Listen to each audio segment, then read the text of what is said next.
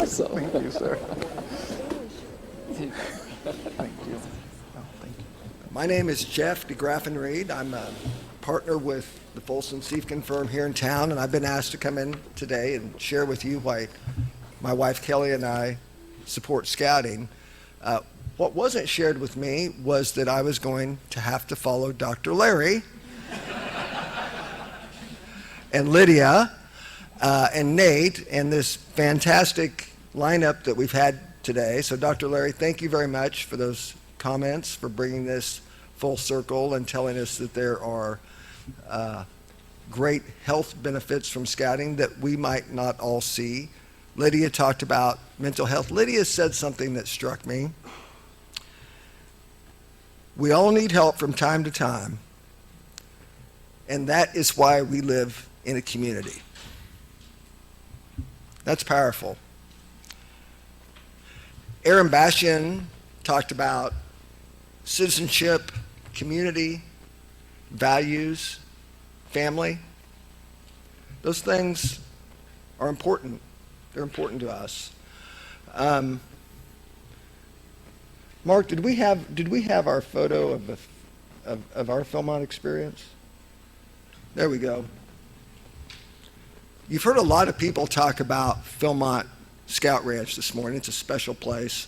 Many consider it the pinnacle of scouting. This is my family 7 years ago. My son Nate, who's here today, my wife Kelly.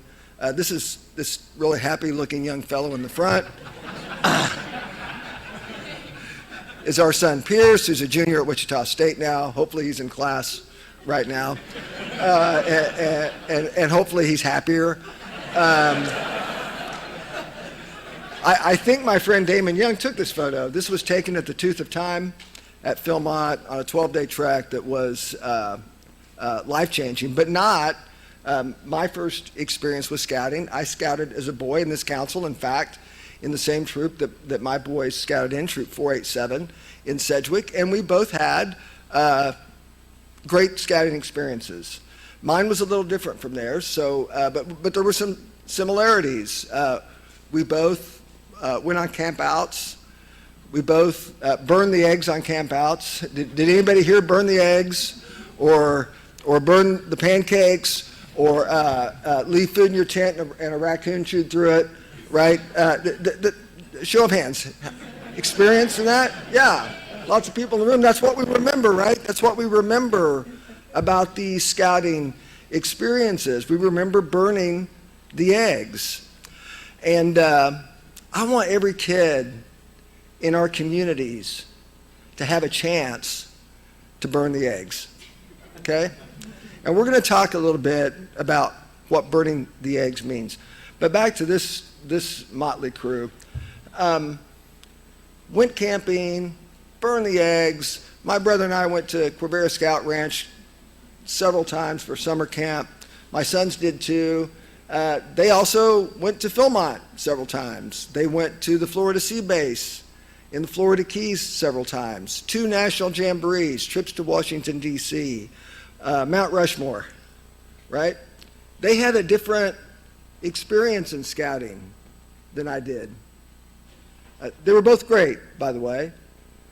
But this gap is the difference between being raised by a loving construction worker, as I was, with 5 brothers and sisters, and being raised by a partner in a law firm. It's resources, right? Resources. Resources makes a huge difference for each of us in this room individually. One of the reasons that you're here today, little known secret, you have resources, right? And we live in a community, okay? So we're going to ask you to share those resources today to help out people in our community who don't have those same sorts of resources.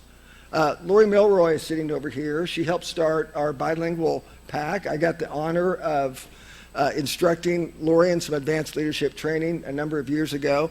That's what we were able to do with some of the funds that we raised at this event last year. That's important. That's bringing scouting to a growing segment of our society that hasn't been able to experience it in the same way that the folks in this room have, that haven't had the chance to burn the eggs.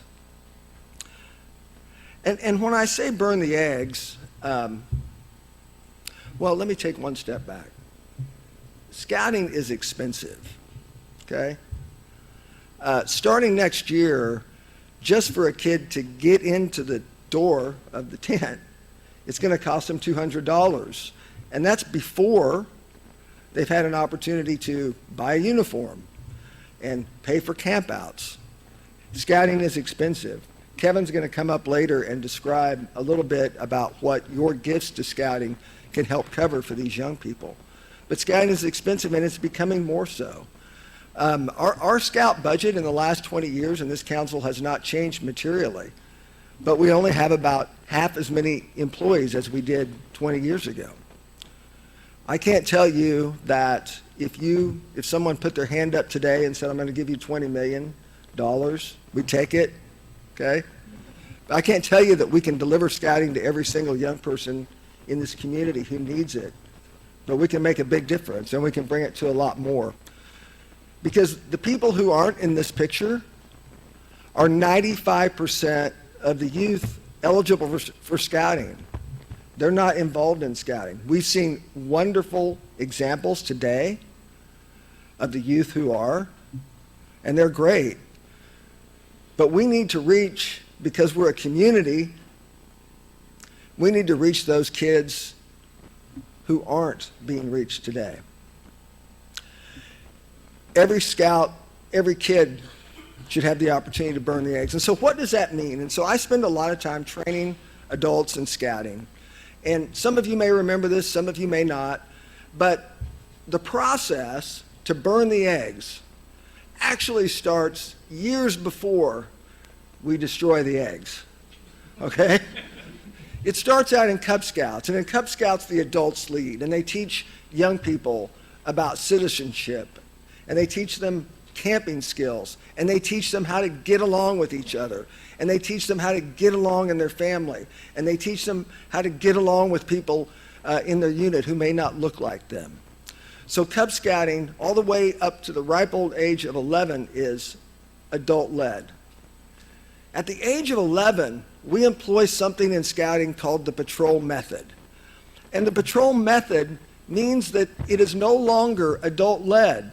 It is now youth-led. We have a saying, train them, trust them, and let them lead. And so when a scout burns the eggs, they started a year ago, and they sat down around a round table with 11 to 17-year-olds, and there was no adult at that table. The adult was in the back of the room. And they planned out what they were going to do that year. And for each month, they picked a theme, and maybe that theme was backpacking, or maybe that theme was Dutch oven cooking, but it might have been university administration, or composite materials, or athletics, or music, or art. But the scouts picked it. They decided what they wanted to do that year. And then for each month, they went into their calendars, and they checked their school calendar, and they checked their family calendar, and they figured out, and they talked, and they argued, and they said, okay, when are we going to do our camp out this month? And they chose the date that they're going to do their camp out. And then they began to develop meeting plans for this entire time period. And for each month, they sat down, and they planned out a meeting. Each meeting has 7 parts. They did this themselves. The adults are in the back of the room. These are the scouts. These are 11-year-olds who are doing this. And then, a week or two before their camp out, they sat down, they decided what they were going to make for their meals. And I wish you could witness this if you haven't, because it's amazing to watch a bunch of 11 and 12 and 13-year-olds argue about, is it going to be pancakes, or is it going to be, what's it going to be this time? Well, so-and-so, has a celiac allergy, so he can't have pancakes.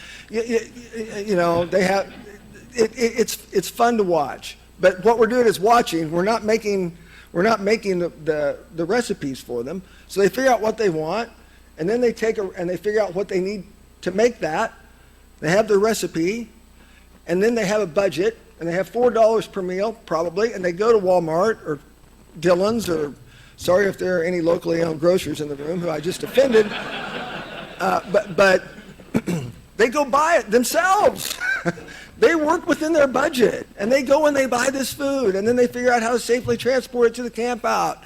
And then finally, they set up their camp which is always a joy to watch, 11-year-olds trying to haul a 300-pound camp kitchen through a campsite. But they figure it out, and the adults stand in the back and let them do it. And then finally, they burn the eggs, right? They burn the eggs. But burning the eggs isn't about, I just learned how to make sure my heat's low and I have oil in the pan. That's not what it's about, right? I mean, think about this process. And oh, by the way, after they burn the eggs, they sit down and they say, what do we need to do better next time? What do we need to start doing that we aren't doing? What do we need to stop doing that's causing a problem? And what went well? What should we continue? They have an after-action report. This is the beauty of scouting. This is the leadership. This is why young people like Nate and Lydia can come up and move you to tears when they're 18 years old. That's why, because they've gone through this process. A process that has not changed materially, Dr. Larry, in over 110 years. This is what scouting is about. This is our core. These values, this character development, this leadership, that's what we do. That's what we do in scouting. And that's why every kid should have a chance to what? Burn the eggs, right? So we have a great group of professionals, professional scouters, paid staff members, and they go out to classrooms every year. Thank you, Wichita Public Schools, for the support that you give scouting. It's critical that we have access to schools. Not everybody has it, and we do, and we appreciate that, and it makes a huge difference for us and in the lives of these children. And we don't get to every classroom, but we get to many, many of the classrooms, because if we don't have enough people to get to every classroom. If we had another $1 million, we could get to every classroom, but set that aside. And so our scout executives go out, our district executives, and they'll ask the kids, if you ever get a chance to watch one of these, it's great. They'll say, who likes to go camping? Who likes to go fishing? Who likes to ride bikes? Every hand goes up. Right? Who wants to roast marshmallows? Every hand goes up. We don't say, who wants to build character? Right? We'll say that, but guess what? That's what we're doing. Scouting is a game with a purpose. That's what we're doing. We're building character and leadership. And so there's always other hands up in the room, right? Kid's got his hand up. He's got a question. What do you think his question is? How much does it cost? How much does it cost? Imagine being that kid. What have you gone through in your life to get to that point that the first question that you have when you hear about this wonderful experience is knowing your family doesn't have money for scouting? That's tough, man. That's tough. And so, you know what we tell them? Don't worry about it. You live in Wichita, Kansas. We are a community that supports each other. You don't have to worry about paying for this, because there's somebody in this room today who's going to cover it for you. And that's what we're asking today. Asking you to give your time, your treasure, your talent, and most particularly today, your treasure, to scouting. We're asking you to invest in character, invest in leadership, invest in community transformation. Think about the Bastion family back here, the impact that that family and many others in this room have had on this community, ripple effect of the values that they learned in part through scouting. Supporting this institution, Wichita State, the Boy Scouts, League 42, where I also serve, and many other institutions. Think about the community transformation that takes place when we invest in character. And that's what we're asking you to do today. If you don't believe me that this works, and it does, we had about a year ago, Rick, I think Dr. Gates, Robert Gates was here, Bob Gates, Wichita, Eagle Scout, I think the first analyst in the history of the CIA who rose to lead the CIA, was the Secretary of Defense under multiple presidents, I think was the only Republican on President Obama's cabinet. An extraordinary leader, led the NCAA, led Texas A&M University, led the Boy Scouts of America through some challenging and needed changes. Robert Gates was asked once, what management courses had he taken, what leadership courses had he taken that had an impact on his life? And this is what he said. He said that the only course he ever took was junior leader training at Philmont Scout Camp. It was the only formal management course I'd ever had in my life. Can you imagine a better experience for learning leadership? Being 13 years old and figuring out how to get a bunch of kids your own age to do what you want them to do and what they may not necessarily want to do, and do it willingly. Right? That's scouting. That's leadership.